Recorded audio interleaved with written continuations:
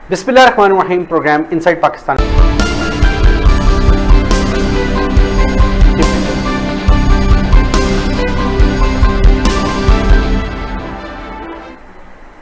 बिस्मिल्लाहिर्रहमानिर्रहीम। Program inside Pakistan में मैं हूं आगा साजिद शाह।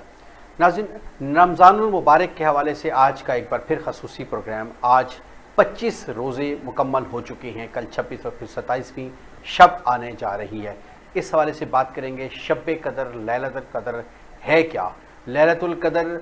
जो आने वाली नस्लें हैं उनको नहीं अंदाज़ा, उस हवाले से लैलतुल कदर हम सूरह कदर पढ़ते हैं, लेकिन उसका जो मतलब है, जो उसका मकसद है, उसका जो वजह नज़ूल है, उस हवाले से आज बात करेंगे। शब कदर ताक रातों में ढूंढी जाती है, क्यों ताक रातों में ढूंढी जाती है, और बिलखसूस 23 रमज़ान मुबारक या मुख्तलिफ फ़ुक़ाहे दीन के नज़दीक 27 रमज़ान मुबारक अहम रात है। ज़्यादा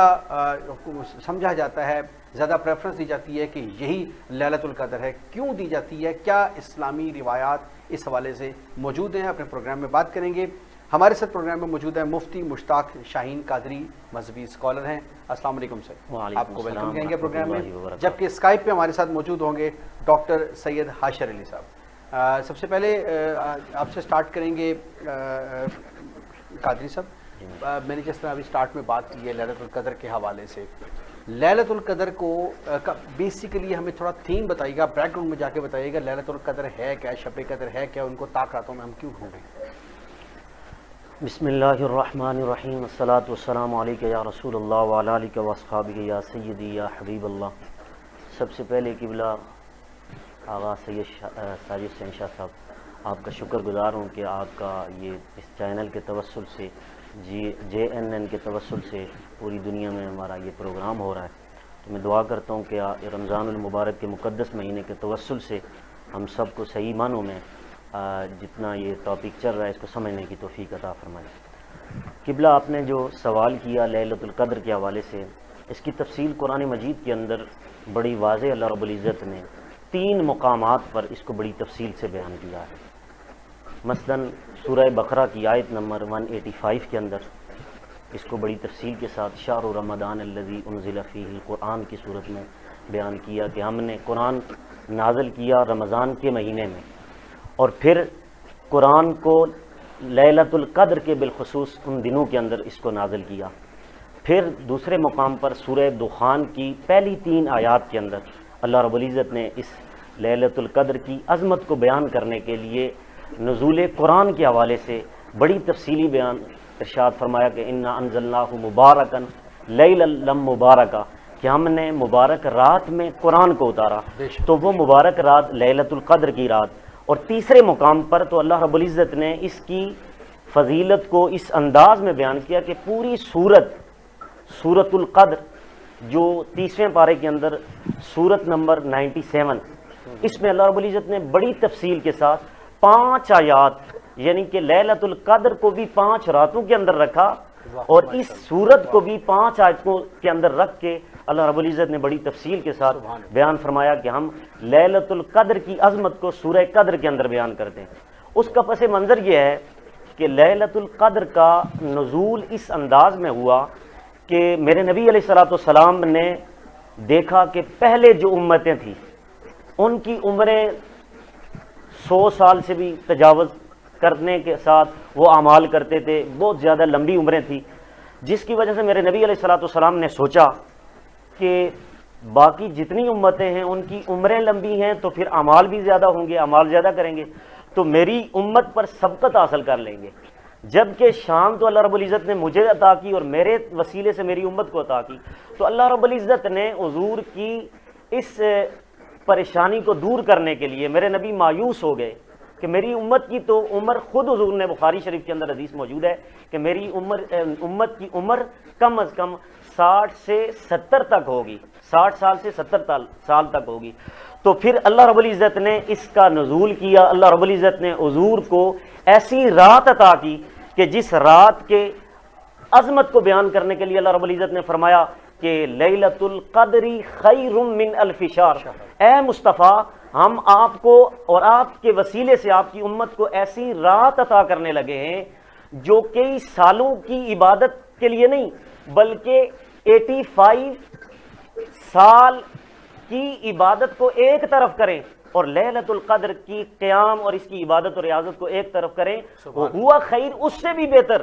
اس سے بھی اعلیٰ، اس سے بھی زیادہ ہم اس آپ کی امت کو ثواب عطا کر دیں گے۔ تو اللہ رب العزت نے اس پوری سورت کو نازل کیا اور اس کے اندر اللہ رب العزت نے فرمایا انا انزلناہ فی لیلۃ القدر، ہم نے بے شک اس میں قرآن کو نازل کیا۔ اور اس سے بڑی عظمت لیلۃ القدر کی شاہ صاحب کیا ہو سکتی ہے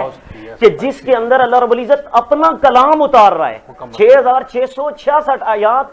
جس رات کے اندر اتار رہا ہے، اور پھر وہ مصطفیٰ کے قلب کی صورت میں اتار کر پھر دنوں کا تعین کر کے اللہ رب العزت نے لیلۃ القدر رمضان المبارک کے آخری عشرے کے اندر اس کی 5 راتوں کے اندر اللہ رب العزت نے بالخصوص لیلۃ القدر کی رات میں قرآن کو نزول کیا۔ 23 سال 10 ماہ 4 دن کے اندر پورا قرآن میرے مصطفیٰ کریم کے سینے پر اترا، اور اس کی عظمت یہ کہ اس میں قرآن اترا، اور پھر اللہ رب العزت کہتا ہے انا انزلناہ فی لیلۃ القدر، ہم نے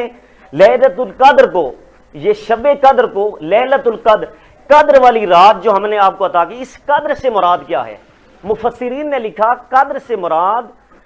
تنگی والی رات۔ اب اس سے تنگی والی سے مراد بطور مذمت نہیں ہے، وہ جو دن کی ہم سمجھتے ہیں، جو ہم سمجھ رہے ہیں تنگی، اس سے یہ مراد نہیں، بلکہ بطور ذمت نہیں، بطور رحمت تنگی، کہ اللہ رب العزت اسی کے اندر تنگی کے بارے میں بتاتا ہے تنزل الملائکہ، کہ ہم اس رات میں سارے فرشتوں کو زمین پر بھیجتے ہیں، نزول کرتے ہیں، بھیجتے ہیں، ہمارے حکم سے فرشتے اترتے ہیں، اور اتنے فرشتے اترتے ہیں کہ زمین تنگ پڑ جاتی ہے۔ اب وہ تنگ کا لفظ آ گیا کہ قدر کا ایک معنی تنگ، زمین تنگ پڑ جاتی ہے، اتنے فرشتے زمین پر اترتے ہیں۔ اب رب کہتا ہے وما ادراک ما لیلۃ القدر، تم کیا جانو لیلۃ القدر کی عظمت کیا ہے، فضیلت کیا ہے، میں تمہیں بتاتا ہوں لیلۃ القدر کی فضیلت کیا ہے۔ اب رب خود جواب دیتا ہے میں تمہیں بتاتا ہوں، رب کہتا ہے تنزل الملائکۃ وما لیلۃ القدر خیر من الف شہر، یہ تم کیا جانو لیلۃ القدر کیا ہے، میں بتاتا ہوں۔ لیلۃ القدر وہ رات ہے جس کو ہم نے 1000 مہینوں سے بھی بہتر قرار دیا، 1000 مہینوں سے بھی افضل، 1000 مہینوں سے بھی بہتر، جس طرح اس امت کو خیر قرار دیا، خیرکم کنتم امۃ اخرجت للناس تأمرون بالمعروف، جس طرح اس امت کو خیر کے ساتھ تشبیہ دی، اسی طرح اس رات کو بھی سارے مہینوں سے افضل قرار کے، سارے مہینوں میں سب سے افضل ترین خیر والی رات قرار دیا گیا۔ فرمایا 1000 مہینوں سے بھی بہتر رات ہم عطا کر رہے ہیں، اور اس رات میں ہوتا کیا ہے تنزل الملائکہ، کہ ہم اس رات میں فرشتے زمین پر اتارتے ہیں، سارے فرشتے نزول کرتے ہیں، اور پھر تنزل الملائکہ میں شاہ صاحب ایک نکتہ یہ ہے کہ ملائکہ میں جبریل علیہ السلام تمام فرشتوں کا سردار بھی موجود ہے الملائکہ میں، لیکن اللہ رب العزت نے یہاں عموم کر کے آگے خصوص کے ساتھ جبریل کی شان کو بیان کیا۔ رب فرماتا ہے ہم نے جبریل کو والملائکہ میں شامل الگ سے بھی کیا، لیکن اس کے بعد ایک تخصیص اس انداز میں کر کے ہم نے بالخصوص والروح کا لفظ استعمال کر کے جبریل کی شان کو اور پھر اس لیلۃ القدر کی عظمت کو بڑھانے کے لیے ہم نے کہا کہ ہم اس رات میں فرشتوں کو بھی اتارتے ہیں اور پھر بالخصوص جبریل کو بھی اتارتے ہیں۔ وہ جبریل جو 600 پروں کی شان رکھنے والا، جس کو اللہ رب العزت نے 600 پر عطا کیے، اور ایک پر میں جبریل کی طاقت اتنی ہے اللہ رب العزت نے اسے عطا کی کہ اس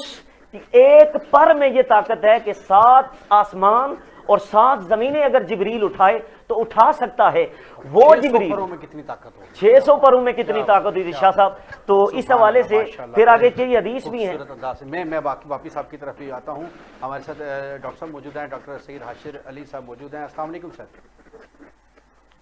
وعلیکم السلام، کیا حال ہے ڈاکٹر صاحب؟ خیریت سے ہیں آپ؟ اچھا ڈاکٹر صاحب، ابھی آپ نے علامہ صاحب کی گفتگو بھی سنی، قاضی صاحب نے بڑے خوبصورت انداز سے